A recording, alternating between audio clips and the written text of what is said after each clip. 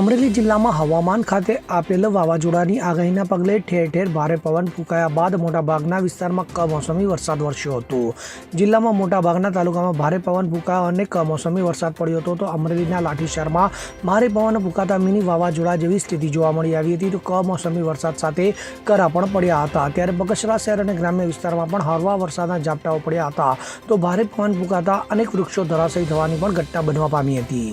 અશોક મણવર સાથે CN24 news Amreli. હવે જુઓ દેશ દુનિયાની તમામ ખબરો તમારી આંગળીના ટેરવે। ઉઠાવો મોબાઈલ અને Google Play Store પરથી ડાઉનલોડ કરો અમારી CN24 ન્યૂઝ મોબાઈલ એપ।